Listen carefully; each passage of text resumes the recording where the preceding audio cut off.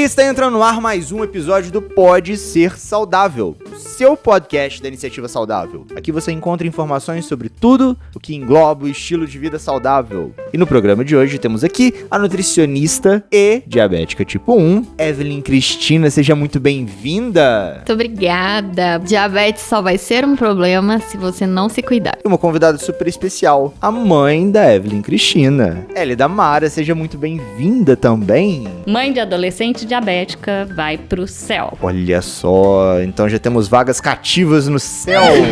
E ela que não poderia faltar, que agora está sorridente, mostrando os dentinhos, a minha musa da podosfera, doutora Fernanda Castro. Seja muito bem-vinda. E você pode comer escondido, mas aplica a insulina. Eu sou o Felipe do Carmo e aumente o som porque tem muito conteúdo novo chegando pra te mostrar que você pode ser saudável.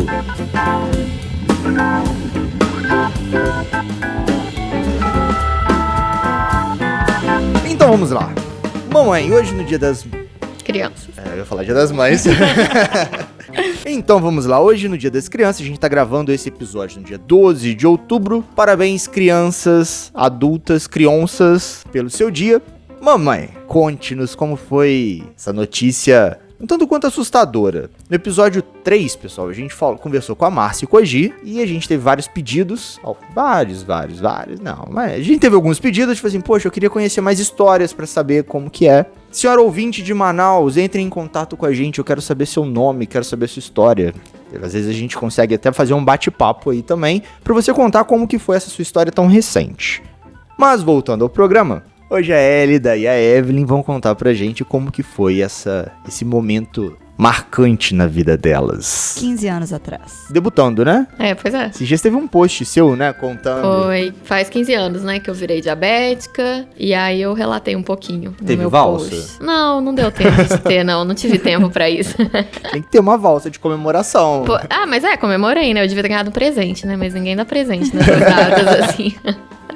Mas conte-nos, Elida, como que foi esse momento épico? Então, quando a Evelyn começou a fazer muito xixi, tomar muita água, emagreceu em 3 dias, eu fiquei preocupada, porque nós já tínhamos o Renan, meu sobrinho, que também já era diabético. E eu imaginei que estava acontecendo a mesma coisa, mas não queria acreditar que era. E ela tinha quantos anos? 8 anos. 8 anos. Então eu levei na pediatra, ela já tinha vomitado muito, tinha passado muito mal, e a pediatra mandou levar pro pronto-socorro. E chegando, ela me deu uma carta, pediu para que eu pedisse o exame de diabetes, de glicemia. Quando chegou lá, o médico leu a carta, fez os exames e foi confirmado diabetes. Isso para mim foi um susto, apesar de já ter o Renan na família, mas a gente ficou muito assustada, eu fiquei com muito medo, mas tinha que enfrentar. E logo depois do resultado, ela foi para UTI, ficou 3 dias na UTI. Primeiro dia que ela ficou na UTI, eu entrei, a Evelyn quase não falava, não me viu nem ir embora. E eu fiquei arrasada. E quando a endocrinologista chegou e falou para mim que ela era diabética e que era para sempre, isso doeu muito, porque você ouvir que a sua filha vai ter uma doença para sempre é muito difícil. Mas com o tempo nós fomos aceitando e entendendo. Tivemos muita dificuldade para entender a hipoglicemia, até entender como reagia o corpo dela. Então foi muito difícil.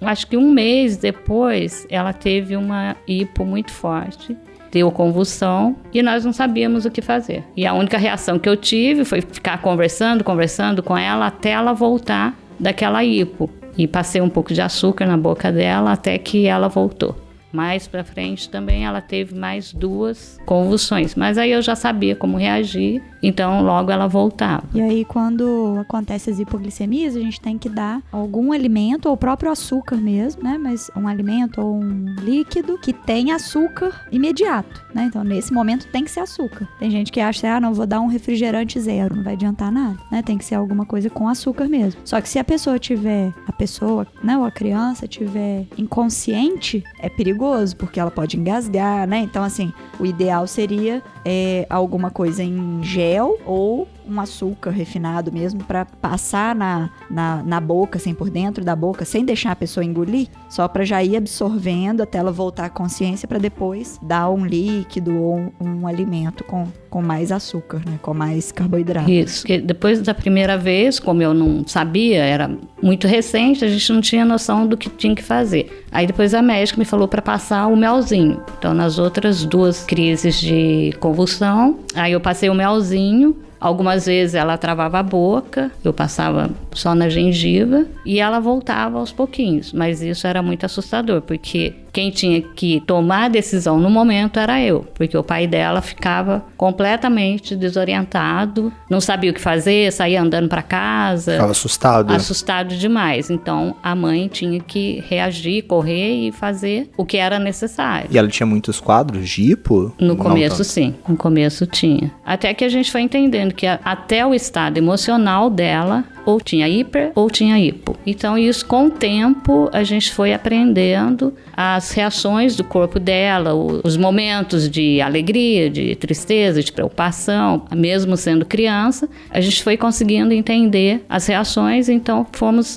adaptando a isso também. Legal, então vocês foram criando até o autoconhecimento, né? Porque não necessariamente é uma dosagem errada só da insulina. A ação da criança ali de ficar correndo, de ficar brincando, de ficar ansiosa, de fazer choro, manhas e etc., gasta aquela energia ali. Sim, E isso. pode causar hipos. Uma pergunta, você levantou uma questão de passar açúcar na boca.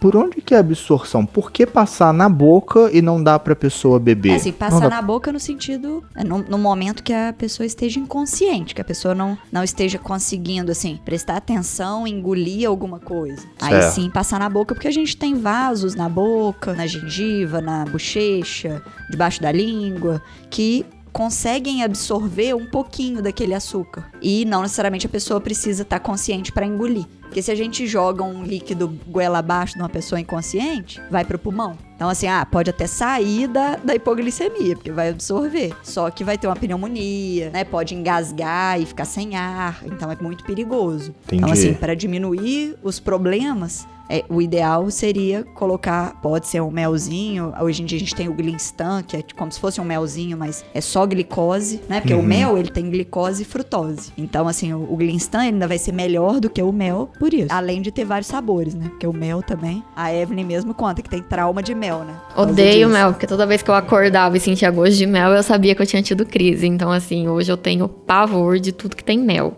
Então, assim, é um dos alimentos que eu odeio mesmo, não consigo E vira gostar. e mexe eu vejo algumas postagens suas desse Glinstan. O Glinstan, ele é muito rápido, né? Como é glicose instantânea ali, você coloca na boca, ele já vem com a quantidade certa de 15 gramas de carboidrato, que é o que a gente usa pra corrigir uma hipoglicemia não muito severa. E aí você consome e a glicemia sobe rapidinho mesmo. Então, E essa dosagem de 15 gramas é independente do paciente, independente do peso, da idade? Assim, inicialmente sim, mas realmente se a gente for pegar uma criancinha de 1 ano e tal, né, realmente pode ser menos. Mas se a gente conseguir não passar desses 15 gramas, já é suficiente pra gente poder conseguir que a pessoa melhore, sinta-se melhor e não tenha necessidade de comer a cozinha inteira pra melhorar. Como né? diz a Evelyn, o reboco da parede, né? Pois é. É porque o diabético, quando tem hipoglicemia, quer comer tudo que vê pela frente, né? Então, É desesperador, né? isso é um fato verídico, né? Então, eu mesma, como nutricionista, bate um desespero. Eu sei, eu estudei que eu tenho que comer 15 gramas de carboidrato, mas tem horas que Você põe um você K esquece, antes do assim, G ali, né? 15 quilos você quer, né? Tipo isso, porque o diabético fica desesperado, porque é uma sensação horrível de hipoglicemia.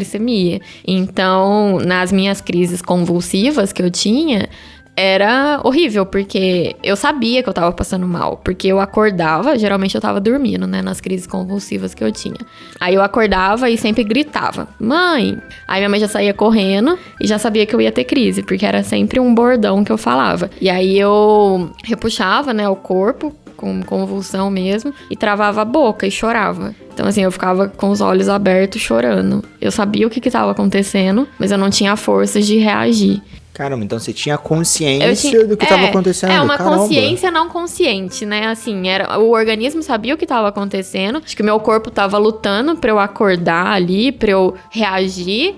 mas eu não conseguia, então eu acabava chorando. Eu escutava tudo que minha mãe conversava comigo, então assim, eu sabia que minha mãe tava ali do meu lado. Então isso era muito bom pra mim, porque eu sabia que tinha alguém comigo e que eu não ia morrer ali porque eu tava sozinha, desamparada. Então eu sempre costumo falar pros pacientes, caso aconteça isso, pro pai, pra mãe, sempre ficar conversando com a criança ali, ou ou com o esposo, né, enfim, pra pessoa saber que tem alguém ali do lado dela, pra ela não se sentir sozinha, né, porque eu ouvia tudo, eu só não conseguia responder, né, falar, nem acordar, nada do tipo.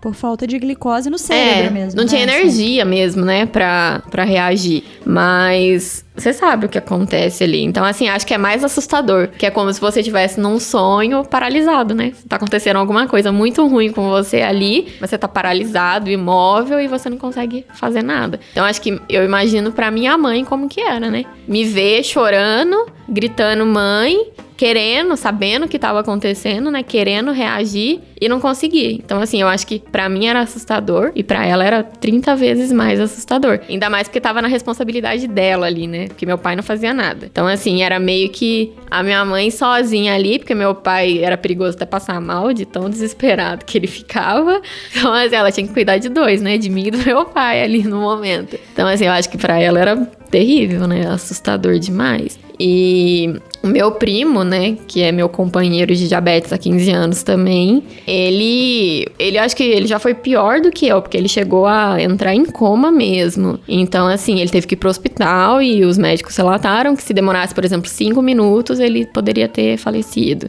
Porque ele não sentia. Ele tava dormindo e aí, por exemplo, minha tia ia acordar ele, aí que ela via que ele tava convulsionando lá. Ele não dava sinal, sabe? Ele não sentia a hipoglicemia. A hipoglicemia dele era assintomática. Então isso acontece muito também. Tem paciente que não percebe que tá tendo hipoglicemia porque não tem os sintomas de tremor, de suor, de fome excessiva. E dormindo ainda, né? Nem percebe. Então ele era um pouco pior do que eu, porque ele não tinha essa reação que eu tinha de acordar e gritar. Pedir socorro, no caso, né?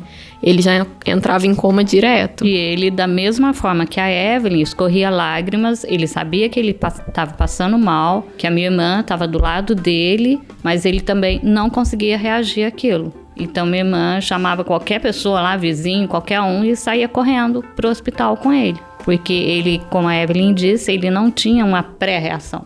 Uma coisa que dá pra gente orientar, assim, as pessoas que estiverem escutando, que tenham parentes ou encontrem alguém que tenha diabetes e que possa estar tendo uma hipoglicemia, é pra poder, assim, já passar um pouquinho de açúcar, né? Isso, então, assim, tudo bem, levar pro hospital, mas levar pro hospital, aqueles 5 minutos até chegar no hospital, que seja, ou mais, podem ser, assim, definitivos pro cérebro da pessoa ali, né? Isso, então, assim, se faltar a glicose, faltar o açúcar pro cérebro um tempinho um pouquinho maior, já pode dar alguma consequência, alguma sequela ruim. Então, sempre que tenha-se algum diabético, né, na família ou em casa, se ele não tiver nada com ele ali, né, assim, de um açúcar instantâneo ali, né, um potinho de açúcar, ou um Glinstan, ou um melzinho, alguma coisa assim que dê para outra pessoa poder ajudá-lo, né, é bom as outras pessoas terem sempre em mão, assim, para poder já passar na gengiva. Se a pessoa tiver, por exemplo, às vezes aérea, confusa, parada, sem conversar, assim, fora do normal dela,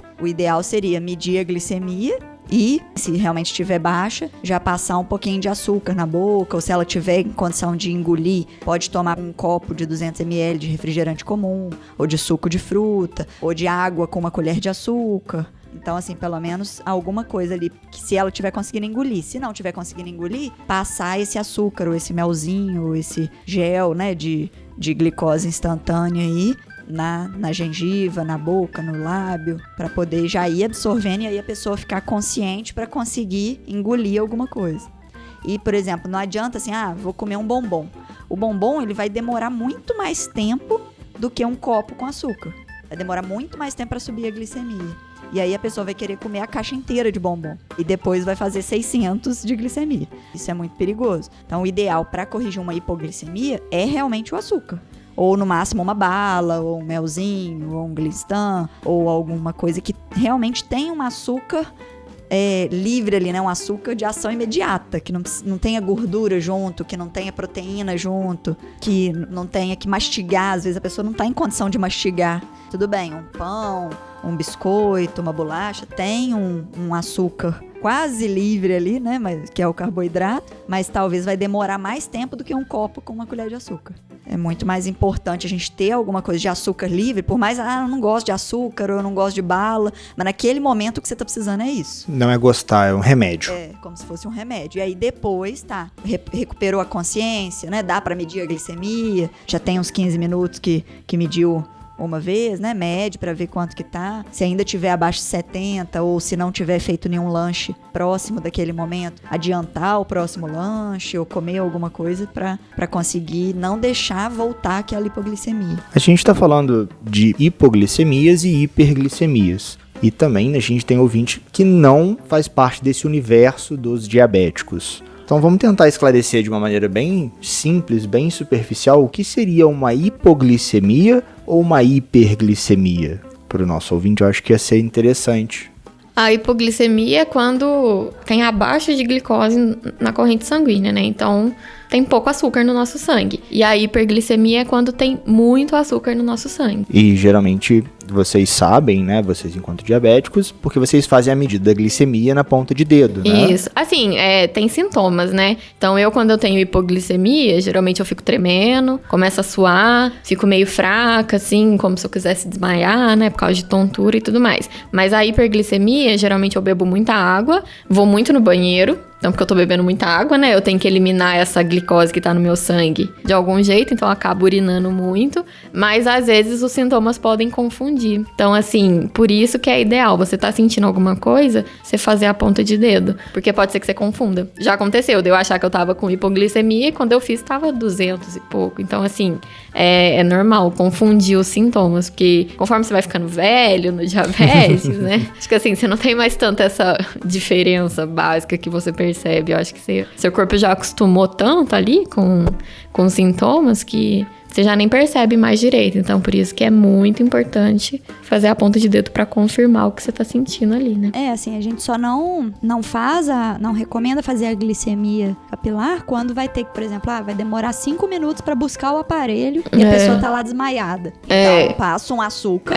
Sim. Né? Porque, por exemplo, 15 gramas de carboidrato, que é uma colher de sopa bem cheia de açúcar, por exemplo, não vai subir tanto a glicemia de uma pessoa, por exemplo, tá 250, vai subir pra 300. Agora, se tiver 50 e subir pra 100, você vai salvar a vida da pessoa, né? Agora, se tiver 250 pra 300, não vai fazer muita diferença. Se você tiver com o aparelho ali do seu lado, que é o ideal, você andar com os seus equipamentos, né? De diabetes, você faz ali na hora, né? Ou a pessoa que estiver do seu lado faz ali, se você estiver inconsciente. Agora, você estando inconsciente, aí já é hipoglicemia mesmo, né? Porque eu acho que é... Se bem que pode ser cetoacidose, né? Diabética, né? Assim, isso é verdade. Mas mesmo numa cetoacidose diabética, se você encontra uma pessoa desmaiada ali, né? Que tem diabetes, né? Ou que talvez tivesse sintomas possíveis de diabetes e tudo, começou um tratamento e aí pode estar numa hipoglicemia, compensa mais você fazer essa, né, passar um pouquinho de açúcar na bochecha e tentar acordar ela mesmo, do que você sair correndo pra buscar o aparelho e deixar ela lá. Correr o risco, né? A hipoglicemia, você começa a registrar ela a partir de 50? Então, quando a gente fala de hipoglicemia, a gente tem vários níveis de hipoglicemia. Então, quando a gente tem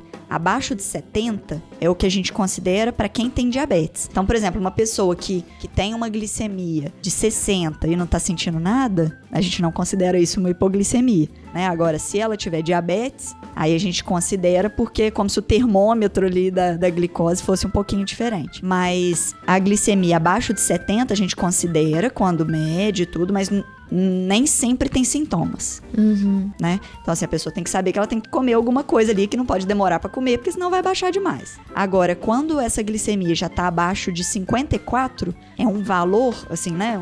Um númerozinho ali que perceberam, através de estudos, que abaixo de 54 de glicemia, né? Do açúcar do sangue, quando mede na ponta do dedo, já é quase certeza de ter sintoma.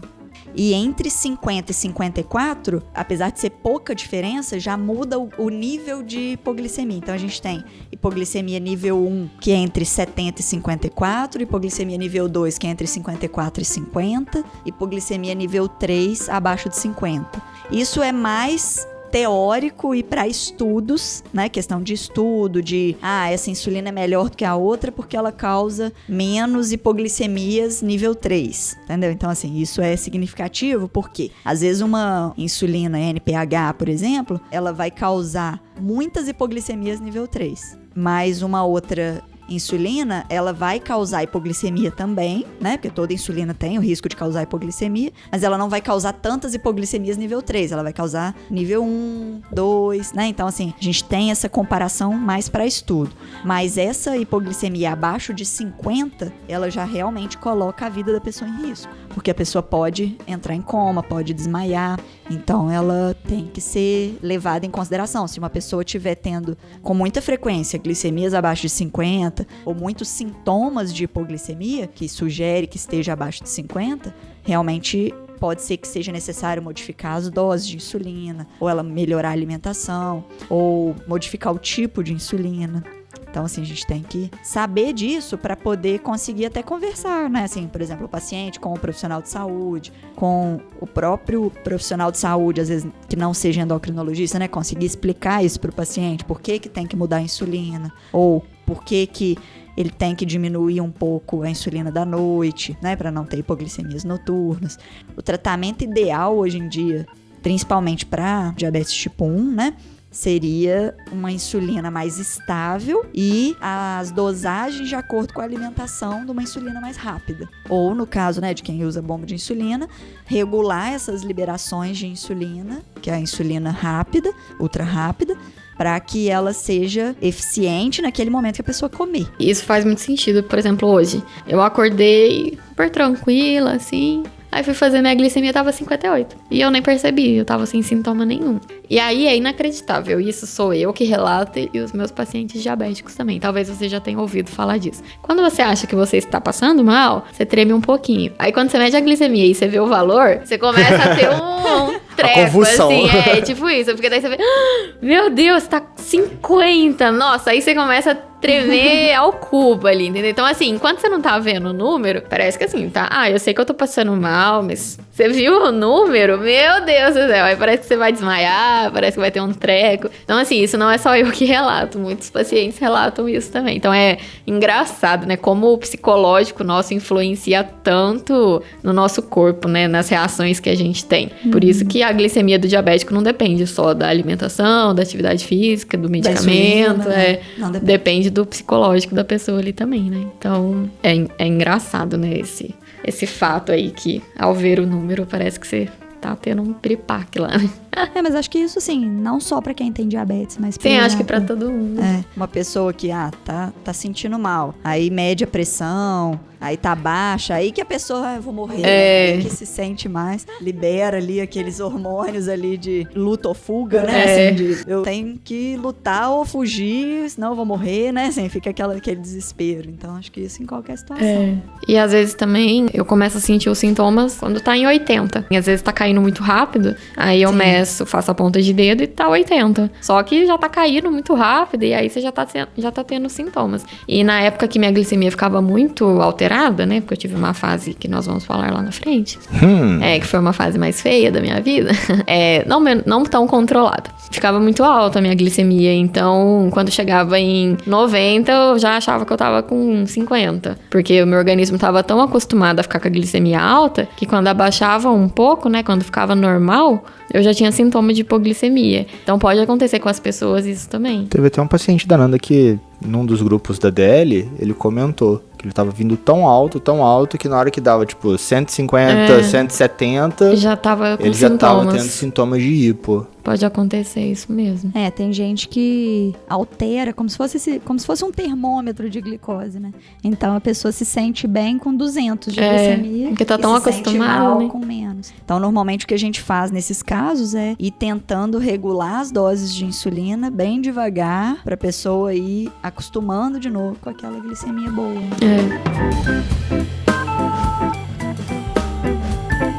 E como que foi? Na hora que você recebeu o diagnóstico, como que foi essa sua experiência? Como que ficou o seu chão? Pra onde que ele foi, né? Então, quando a médica falou que ela era diabética, Eu me mantive forte, a mãe poderosa, não chorei perto dela, porque eu tinha que me mostrar forte para ela. Mas por dentro eu estava acabada. Quando eu saí do hospital, que eu deixei ela na UTI, ela tinha 8 anos. Foi a primeira vez que eu deixei ela dormir fora de casa e foi na UTI. Então, pra mim, foi o fim do mundo. Caramba, tipo, noite do pijama. Foi na UTI. E quando eu saí da UTI, que eu me despedi dela, ela não tinha reação nenhuma. Ela tava muito mal. Ela nem se lembra que eu fui me despedir dela na UTI. Mas você lembra de estar na UTI? Ou você lembra desse momento de você no hospital? Não, eu lembro, mas assim, no primeiro dia realmente eu não lembro de nada, porque eu tava desidratada, porque eu já tinha vomitado muito, eu tinha perdido muito peso, e aí eu acho que eu tava muito fraca. Então assim, do primeiro dia na UTI eu não lembro basicamente de nada. Realmente não lembro da minha mãe ter se despedido de mim, até porque eu acho que eu ia ficar bem mal, porque como eu nunca tinha dormido fora de casa, né? Com medo, né? Então assim, a minha mãe, eu não ter minha mãe comigo ali naquele momento, acho que eu teria ficado bem mal, talvez não quisesse que ela saísse, mas assim, eu não lembro realmente, deve que eu já tava quase dormindo também, de tão fraca que eu tava, mas os outros dias na UTI eu lembro. E quando eu fui embora, que eu cheguei em casa, aí sim, aí eu chorei tudo que eu tinha direito, porque é minha única filha. E eu ver na UTI foi muito difícil. E eu acho que todas as mães pensam assim, ai, por que não foi comigo? Não é? Seria melhor se fosse comigo, e não com a minha filha, ainda com 8 anos. Então foi muito difícil, eu chorei muito, não na frente dela, claro. Eu era a mãe mais forte, o pai dela já era muito assustado, então eu tinha que ser a forte da casa. Eu tinha que mostrar que eu era forte, que eu ia conseguir cuidar, e realmente cuidei e cuido até hoje. Então, acho que o diagnóstico para qualquer mãe é assustador. Quando criança, é tudo que a gente tem na vida. Então, para mim foi bem assustador, triste, mas já se passaram 15 anos e estamos aí. E assim, falando dos meus dias na UTI, né? Meu primo já era diabético, né? E ele tem a mesma idade que eu. Então a gente sempre foi muito unido. Antes do diabetes e depois que ele ficou diabético, como eu era muito amiga dele, muito próxima, assim, eu já acompanhava muito ele na alimentação, porque eu acho que eu ficava com dó dele. Que antigamente tinha muito esse negócio de que diabético tinha que comer tudo diferente, né? Hoje em dia, os profissionais já sabem que isso, se você faz uma contagem de carboidratos bem feita, se você tem uma orientação de profissionais capacitados, você já não precisa ter uma alimentação diferente dos outros, né? Mas antigamente era muito isso, que o diabético era totalmente diferente, né? Então, assim, eu acho que eu sentia tanto dó dele que eu comecei a comer igual a ele. Então, assim, eu já tomava refrigerante sem açúcar, já comia o bolo dele, que a gente sempre fazia bolo diet e um bolo comum, né? Então eu já comia tudo diferente junto com ele, pra ele não se sentir sozinho. Então quando eu descobri o diabetes, foi até engraçado, porque ele ficou feliz. Ele chegou na escola e contou pra professora dele que agora ele tinha uma prima que era diabética também, que ele tava super feliz, porque tinha uma companheira. Então assim, crianças, né? E aí assim, eu já tava acostumada. Só que assim, foi um baque pra mim, porque o dia que eu descobri o diabetes foi no dia do aniversário do meu pai. Então eu fiquei meio frustrada, porque foi tipo um presente ruim pro meu pai, né? Que meu pai já é todo assustado. E aí eu dei um presentão desse de ir pra UTI direto no dia do aniversário dele, né? Então, além de descobrir o diabetes, fiquei na UTI bem no aniversário dele. E eu lembro que lá em casa a gente fazia compra mensal. E assim, eu não tinha uma alimentação muito bonitinha não mesmo. Eu comia muita bolacha recheada, muito doce e tudo mais. E meu pai fazia todas as minhas vontades. E aí eu lembro que na semana a gente tinha feito compra e eu tinha arregaçado mesmo, assim, de comprar bolacha recheada, chocolate, bala, tudo assim. Meu pai tinha gastado uma grana alta com essas coisas, né? E aí eu fiquei muito mal, porque eu falei, meu Deus, meu pai gastou todo o dinheiro dele com essas porcarias, agora ele vai ter que comprar tudo diferente. Então, assim, eu acho que eu fiquei me sentindo mais mal pelo fato do meu pai ter gastado dinheiro com comidas que eu tinha costume de comer, né? E sabendo que agora ia mudar tudo e que ele ia ter que gastar dinheiro de novo, sabe? Então, assim, acho que eu nem me importei com o fato de ter que tomar insulina todos os dias, porque eu nunca tive medo de injeção. Então, isso pra mim foi o menor problema que eu tive. Acho que como eu era uma criança, não sei, eu me importava muito com meu pai, com a minha mãe. Foi isso, fiquei chocada que meu pai ia ter que gastar dinheiro de novo comigo, porque eu não ia mais comer aquilo que ele tinha comprado, sabe? Então, foi esse baque, assim, de criança, assim, sabe?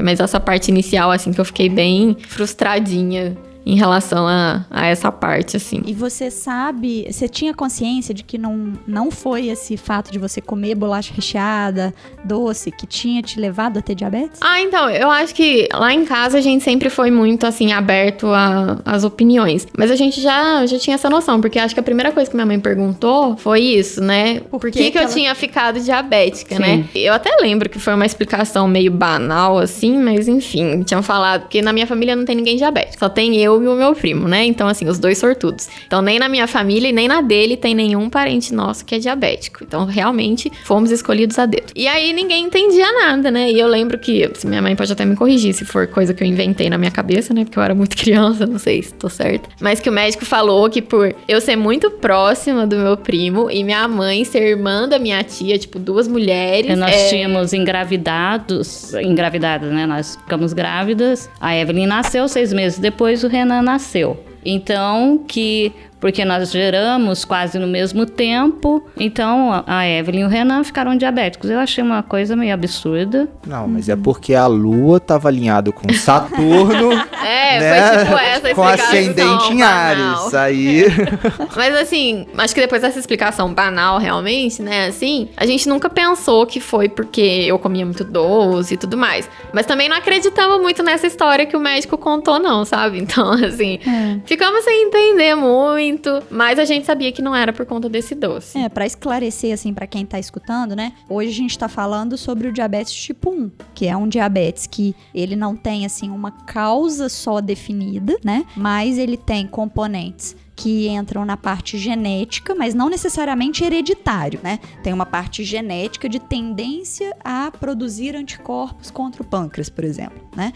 Tem essa parte. Então, assim, a parte da explicação do médico, né, pode ter a ver nesse sentido, de a parte genética já tinha aquele fatorzinho ali e alguma, talvez, né, assim, algum outro fator, por exemplo, a gente tem alguns fatores como o plástico das mamadeiras, né, assim, que usavam antigamente, que pode influenciar, às vezes ativar esse gene, né, ativar essa parte genética que estava ali guardadinha e ter sido um dos fatores que aumentou a chance de produzir os anticorpos contra o pâncreas. Então, assim, é uma doença que também é multifatorial, que tem desencadeantes, então pode ter sido um desencadeante, pode ter sido um estresse emocional, uma infecção, pode ter sido algum momento que às vezes a criança passou realmente de uma ingestão, assim, que comeu demais, né, assim, em excesso naquele momento, num curto espaço de tempo, mas não é por causa daquilo. Aquilo foi um dos fatores,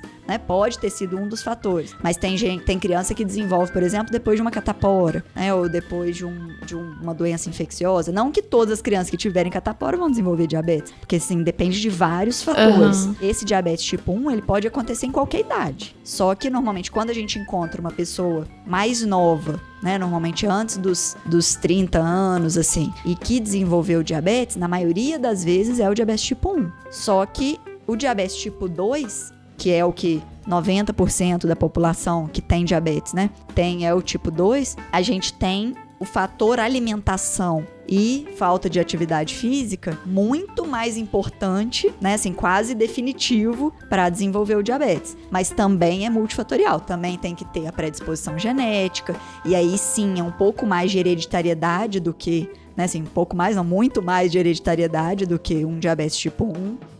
A gente tem a quantidade de atividade física, a quantidade de açúcar, de carboidrato, a quantidade, às vezes o tempo que a pessoa ficou acima do peso. Então, assim, a gente tem muito, muito mais influência em hábitos para desenvolver o tipo 2 ou para evitar de desenvolver tão cedo um tipo 2 do que no tipo 1, né? No tipo 1 a gente tem uma tendência e dificilmente a gente vai conseguir ir contra essa tendência, né? Só que o que pode acontecer, por que uns desenvolvem com 1 ano de idade, outros com 8, outros com 15, outros com 20, outros com 30?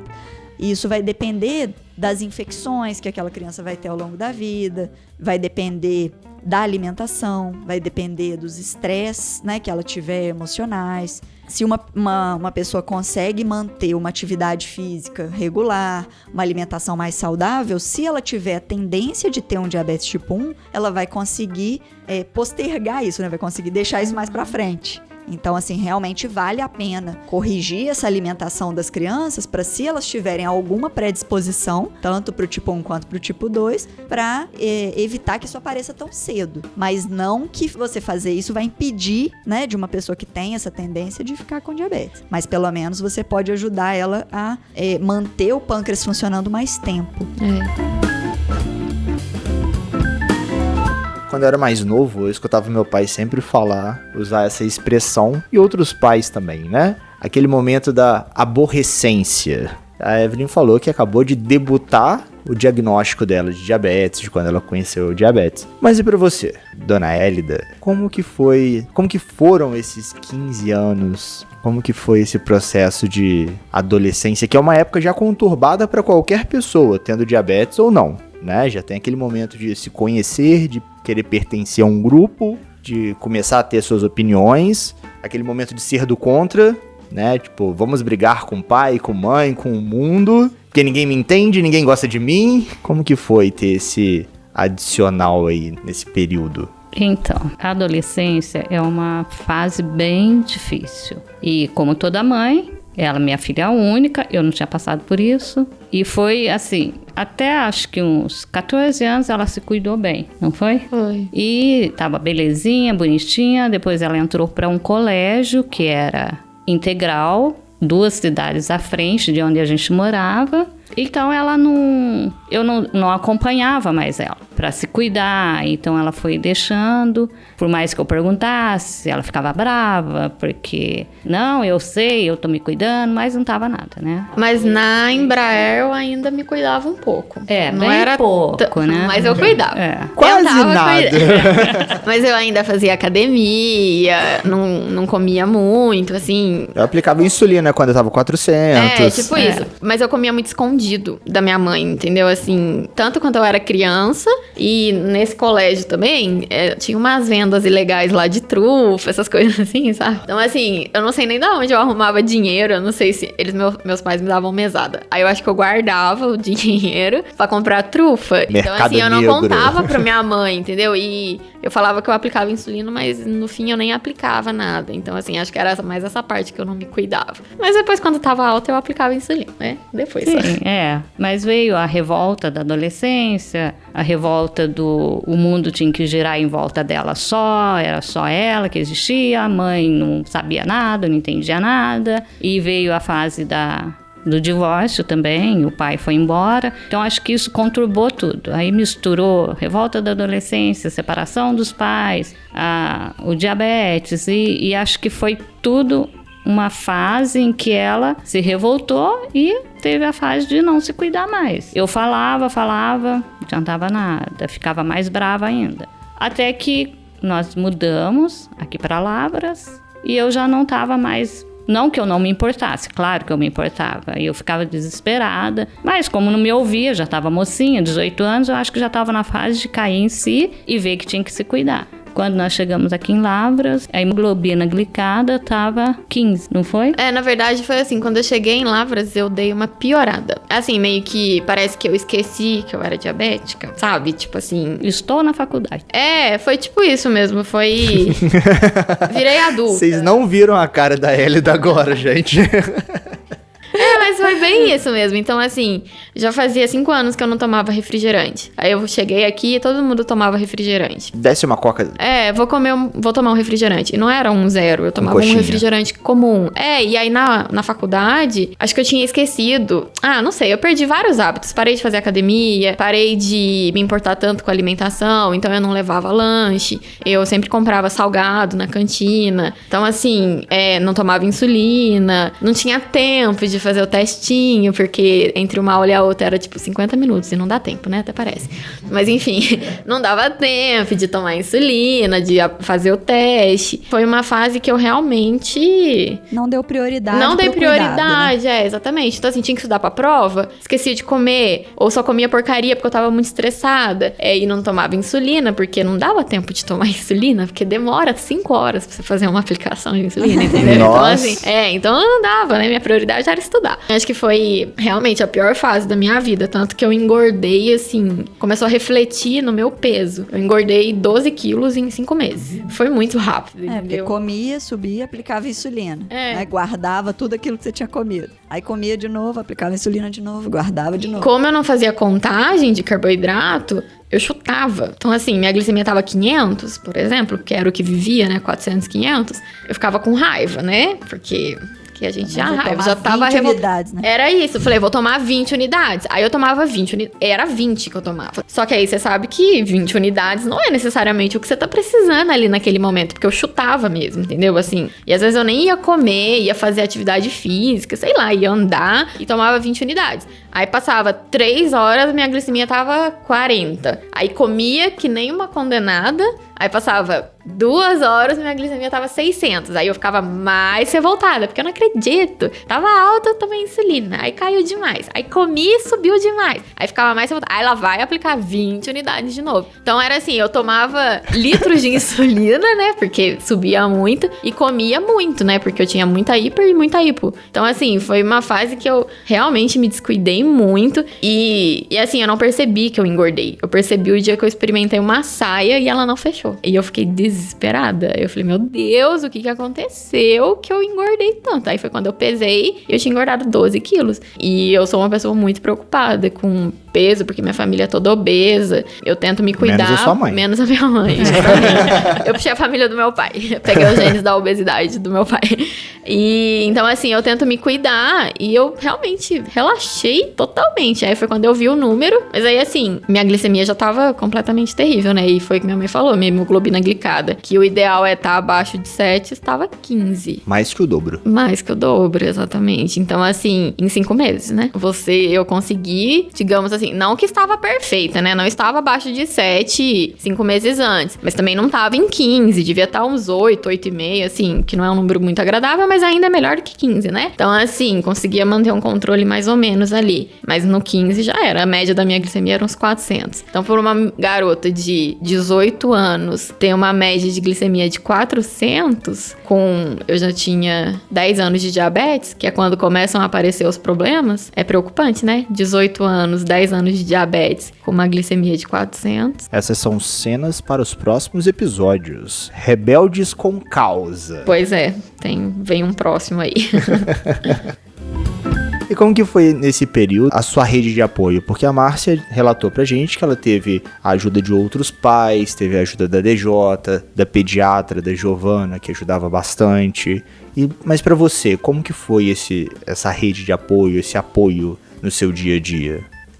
Quando eu era criança, o que aconteceu? Tinha um grupo de crianças diabéticas em Taubaté. Era muito legal, porque as crianças eram crianças e adolescentes. Mas a maioria era da minha idade, entre 8, 9, 10 anos. E era muita criança, tipo umas 40 crianças assim. E todo mês tinha reunião do grupo. Todo mês eu encontrava 40 crianças iguais a mim. Porque na época eu me sentia diferente, hoje eu não me sinto mais. Tinha essa coisa de, eu sou diferente porque tenho que comer coisa diferente, porque tenho que tomar insulina. E era muito legal, então era um apoio que eu tinha. E às vezes enquanto os pais estavam lá conversando, as crianças estavam conversando também. Então eu falava assim, nossa, você já fez isso?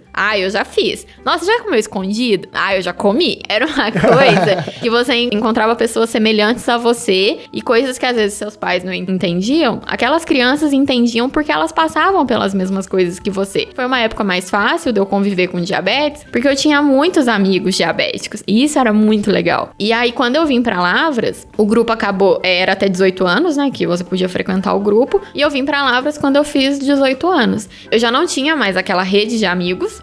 Permanecem os meus amigos, assim, mas tenho pouco contato agora com eles, mas ainda consigo conversar. Mas não tinha mais aquele encontro mensal de todo mês encontrar os meus amigos diabéticos, de contar as histórias. E eles sempre faziam churrasco, sabe? Então, assim, era uma coisa meio que família diabética mesmo. Então, era muito legal isso. E quando eu vim pra cá, foi como a mãe falou, a gente tava sem família, só tava nós duas. Eu não tinha amigos, nem amigos diabéticos e nem amigos não diabéticos, porque era tudo muito novo aqui. E aí eu depois fiz amigos que não eram diabéticos. Então, assim, eu acho que eu quis me tornar como eles. Mas eu não precisava ter esquecido que eu era diabética. Eu poderia me enturmar sem esquecer do diabetes. Mas não foi o que aconteceu. Então, assim, depois que eu fiquei internada, eu consegui focar um pouquinho mais, consegui abaixar minha hemoglobina glicada bastante. Mas aí eu não tive um incentivo tão grande de profissionais, porque eu falei, poxa vida, ninguém reconheceu todo o meu sacrifício, então por que eu tô fazendo isso? Foi quando eu revoltei de novo. Não me revoltei tanto quanto antes, né? Mas não me cuidava direito do mesmo modo, enquanto criança, né? Ainda continuei muito revoltadinha com a vida, e aplicando insulina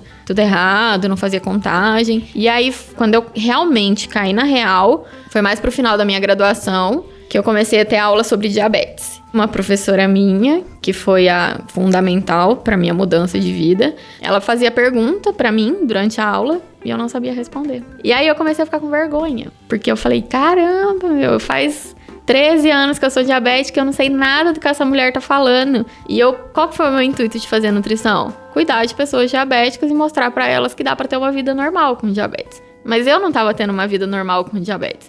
Aí ela sentou e conversou comigo. Ela perguntou o motivo de eu ter feito nutrição. Aí eu falei que era porque eu queria ajudar as pessoas com diabetes, pra mostrar que era fácil, né, conviver com diabetes. Aí ela virou pra mim e falou assim, mas você se cuida? Eu falei, não. Então não tem como você cuidar das pessoas se você não se cuida. Foi quando eu realmente caí na real. Comecei a me consultar com a Fernanda, aceitei a mudança de insulina, até porque eu não trocava de insulina, porque eu falava que eu não tinha dinheiro pra comprar e tudo mais, mas nunca tinha conversado com meu pai nem com a minha mãe se eles poderiam me ajudar a bancar outro tipo de insulina, né? Então, assim, era uma coisa que eu mesma tava nem aí. Então, eu não quero mudar de insulina, eu não quero gastar dinheiro com insulina, não quero fazer nada. A Fernanda acabou me convencendo de mudar de insulina e foi quando eu acho que eu comecei a realmente me preocupar. Depois ela me apresentou a bomba de insulina. E aí foi quando eu me apaixonei pela bomba de insulina, né? Foi quando eu falei, não, quero mudar de vida, quero ser um exemplo para as pessoas. Talvez ainda não seja, mas acredito que estou caminhando para isso. Sou um exemplo de mostrar que ainda dá tempo, né? Então, de reverter essa situação. Todos nós somos exemplos, positivos ou negativos. Até os exemplos negativos que a gente dá pode ser positivo pra alguém. Não, peraí, ela fez essas, aspas, cagadas ali, não vou fazer. Já que ela chegou a 15 e eu já sei a consequência de ter uma hemoglobina glicada a 15, fazer, não, opa, já acende o farol, já começa a refletir, já começa a pensar. Sempre a gente será exemplo. Positivo ou negativo? Positivo ou negativo. Tem sempre aquele amiguinho que a mãe fala, né? Tipo, não anda com aquele garoto lá porque ele é mau elemento. Não é aquele exemplo negativo que os pais dão, né? Mas assim, uma coisa que facilitou muito. Eu nunca tive vergonha de ser diabética. Nunca. Eu sempre chegava e falava que eu era diabética pros meus professores, pros meus amigos da escola. Sempre ensinava eles se eu começar a falar coisa nada a ver, pega o testinho. Aí assim, a pessoa já ensinava a fazer o teste, porque eu podia estar inconsciente ali e não conseguir fazer. Aí deixava um melzinho sempre na bolsa, falava assim, se eu tiver inconsciente, você passa na minha gengiva. Então assim, eu nunca tive vergonha, nem de aplicar insulina na frente dos outros, nada disso. Sempre eu mesma apliquei, nunca... Só de vez em quando, dependendo do local que minha mãe aplicava, mas eu sempre aprendi, né, desde cedo a lidar com a doença. Mas eu acredito, assim, hoje, né, que eu não aceitava totalmente. Eu aceitava pros outros, mas eu não me aceitava. Eu falava que eu tinha uma vida normal, mas no fundo eu não me aceitava. Então, assim, eu me revoltava por dentro. Por fora, às vezes eu demonstrava, mas na maioria das vezes eu passava uma imagem de pessoa diabética feliz com a doença. Tanto que até depois que eu postei aquela foto, até uma amiga minha comentou assim, ai, lembro perfeitamente como você lidava super bem com a doença. Coitada, mal sabia que por dentro... Poser, né? Eu tava morrendo, mas assim... Então eu passava essa imagem de feliz com diabetes. Mas depois que eu caí na real mesmo, eu percebi que hoje eu me aceito. Hoje eu consigo viver com diabetes. E não foi a pior coisa que me aconteceu na vida. O diabetes é o de menos que eu tenho. É só o que eu falo. A minha única diferença das pessoas é que eu tenho que aplicar insulina. E antigamente eu não pensava assim, né? No fundinho eu achava que eu era uma pessoa totalmente diferente. Por que eu tenho diabetes? Por que comigo? Por que não com outra pessoa? Então a gente sempre quer questionar o motivo daquilo, né? Hoje eu já não questiono mais. Só aceito mesmo. E quando você aceita, torna tudo muito mais fácil. É até uma pergunta, né? né? A próxima pauta aqui, o próximo item seria o emocional. Você chegou a alguma conclusão de por que foi comigo? Por que aconteceu? Por que não foi com outra pessoa? Te levou a algum lugar esses questionamentos? Não, né? Porque são perguntas vagas que você não tem resposta daquilo, né? Mas a gente sempre acredita que a cruz vem pra quem consegue carregar. Então, hoje eu acredito nisso. Se eu sou diabética é porque eu tenho uma missão aqui. E hoje eu vejo que talvez a minha missão seja ajudar as pessoas, que foi sempre o meu intuito, né? Então, eu como nutricionista, hoje eu consigo ajudar muitas pessoas. Então, as pessoas vêm até a mim por eu ser uma nutricionista diabética. O meu intuito sempre foi mostrar isso, né? De não só como nutricionista, mas mostrar como diabética que dá pra viver muito bem com diabetes. Então, eu acredito que eu tenho diabetes justamente pra isso. E outra, eu tinha uma alimentação muito ruim, né? Precisei de um empurrãozinho pra ter uma alimentação melhor. Então, foi um pontapé ali que me ajudou a conhecer esse mundo da nutrição e tudo mais. Então, acho que tudo tem um propósito na vida e o meu foi esse. Na hora que a gente abraça uma determinada causa, né, enxerga um determinado motivo, talvez por uma ótica diferente, porque seria muito cômodo você em qualquer outra situação, tipo assim, por que isso aconteceu comigo? Por que meu pai fez isso comigo? Por que minha mãe deixou de fazer aquilo comigo? Você ficar remoendo aquilo, como diz a minha irmã, né, destilando aquele veneno, destilando aquele sentimento, você fica preso naquele ciclo ali que você não evolui, não desenvolve. Aí na hora que você já enxerga que você pode ter uma causa, que você pode ter um propósito, fica você sai daquele meio, já que eu tenho esse conhecimento, já que eu tenho essa experiência, deixa eu ajudar quem realmente precisa. E sem charlatanismo. Que hoje em dia tem um monte de poser pagando de blogueirinho pra poder ter seguidores, pra poder acariciar ego. E foi isso mesmo que a minha professora falou. Ela virou pra mim e perguntou com que área que eu queria trabalhar. Daí eu falei pra ela que desde o começo eu queria trabalhar com a área do diabetes e tudo mais. E ela falou assim, Evelyn, eu acho que você tem que trabalhar com diabetes. Porque ninguém melhor do que o diabético para entender o diabetes. Tudo bem, todo mundo tem o conhecimento teórico, né? Se você estudar bastante, você conhece. Mas você tem um ponto a mais. Você tem a vivência. Então, quando você tem a vivência, você consegue entender a pessoa na íntegra, né? Porque você entende o que ela tá falando ali. Você viveu aquilo, você consegue passar sua experiência positiva, sua experiência negativa. Então, assim, foi quando eu realmente falei, poxa, primeiro eu preciso me cuidar, porque eu preciso cuidar de mim pra depois cuidar das pessoas. E vou cuidar de quem eu gosto, né? Não é que eu não gosto das outras pessoas, mas, assim, cuidar de quem... Dos dois. Quem você entende, né? Quem eu entendo, exatamente. Eu até fico muito feliz quando eu atendo diabético, porque eu acho que é uma conversa muito enriquecedora, assim. Eu aprendo muito e consigo transmitir muito. E às vezes nem só de alimentação, mas de vivência, aplicação de insulina, mostrar que realmente é necessário um rodízio na aplicação de insulina, que o psicológico influencia, se você não se aceita vai dar errado, se você se aceita é muito mais fácil. Então, assim, essa minha vivência é realmente fundamental pro meu trabalho. Então, assim, hoje o diabetes é meu amiguinho. Dia e noite, né? Literalmente. E pra mãe, como que foi esse turbilhão de emoções, né? Tipo, porque, vamos ser sinceros também, né? Chega um momento que paciência de mãe acaba, você quer pegar um cabo de vassoura e descer na cabeça do filho, né? Várias você vezes. Aplica essa insulina, senão aplica uma vassoura na sua cabeça. Tipo isso. Sim, várias vezes eu ficava muito brava com ela, brigava, ficava brava. Ela não se cuidava e até um certo momento eu ainda ajudava, aplicava insulina, às vezes fazia o destro, mas chegou uma hora que 18 anos eu ficar aplicando insulina, fazendo de ponta de dedo, não, já cresceu, eu trabalhava, o trabalho, não tinha tempo de ficar ali controlando mais, então tinha dia que eu ficava muito brava, né, Evelyn, e brigava, falava muito, não adiantava nada. Até um momento em que eu fiz de conta que eu não me preocupava mais. Meio que dei uma afastada, eu não perguntava se fazia insulina, se fazia testinho, se estava se cuidando. É lógico que eu sabia que não, eu via que não. E nesse meio de tempo, acho que talvez isso também deve ter mexido com ela, porque achou assim, nossa, minha mãe não tá ligando mais pra mim. Mas não era isso. Só que ela tinha que acordar e ver que quem tinha que se cuidar era ela. E agora não, agora como ela já começou a se cuidar, eu saio para trabalhar sossegada, eu trabalho tranquila, porque eu sei que ela tá se cuidando. Então eu tenho paz, fico tranquila porque eu sei que ela se cuida. Mas no momento em que ela não se cuidava realmente, tinha dia que dava vontade de dar uma surra, coisa que nunca foi acontecer, né? Então, Que momento você pergunta, aconteceu, né? Se é diabético ou se é surda. É bem isso. Uma vez eu vi uma frase que eu acho que reflete bem isso. Quando você não se cuida, você não se fere sozinho, você fere as pessoas que te amam.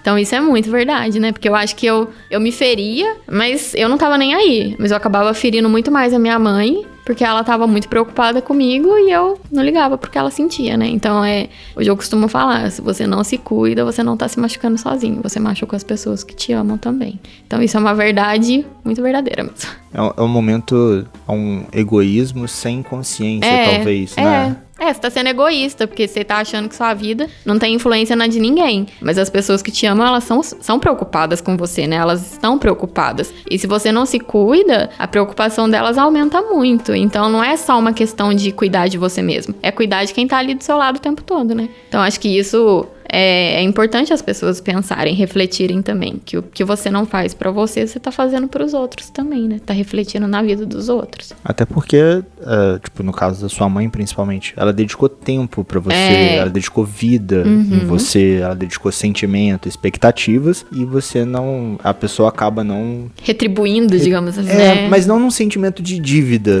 mas num sentimento de tipo, poxa... Ela me construiu. Eu sei que tá na hora de eu começar a me construir também, mas, pô, será que esse seria bacana? Você acaba ferindo o outro, né?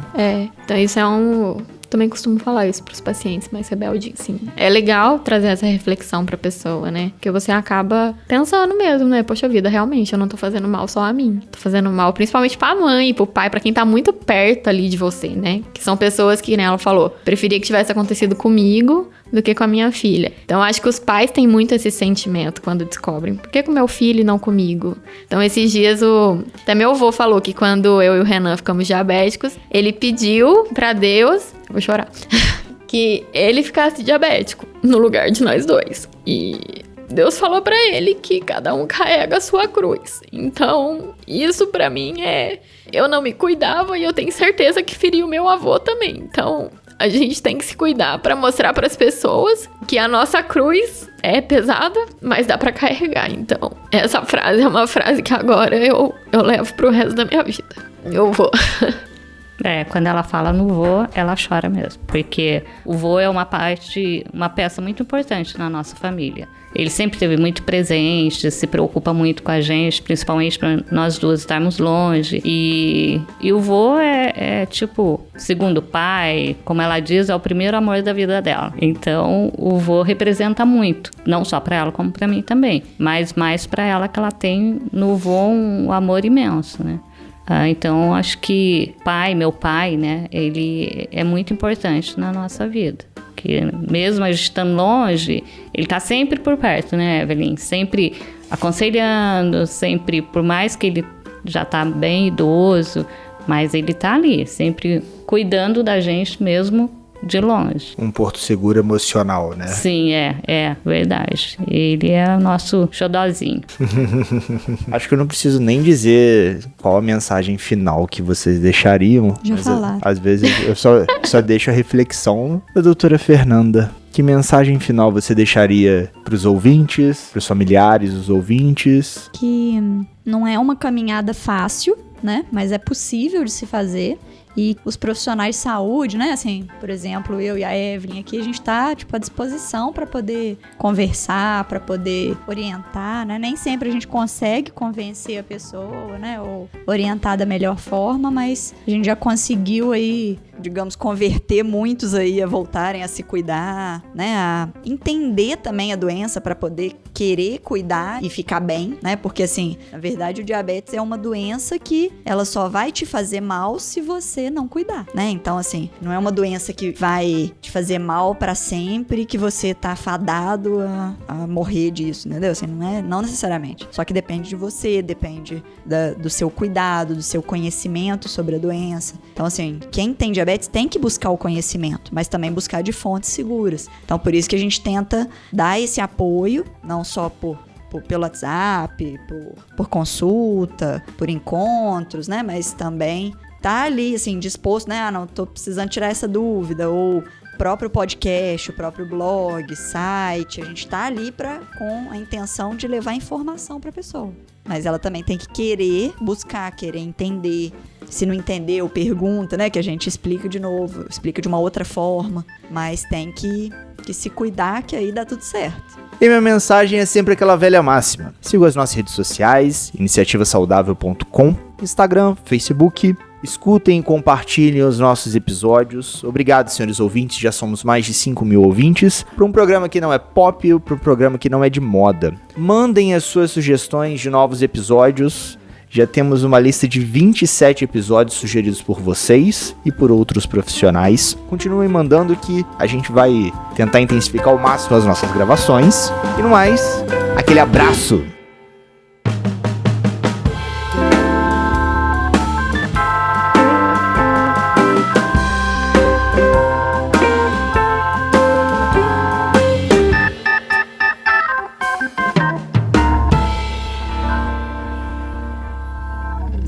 Esse episódio foi editado por Estúdio Casa, o lar do seu podcast.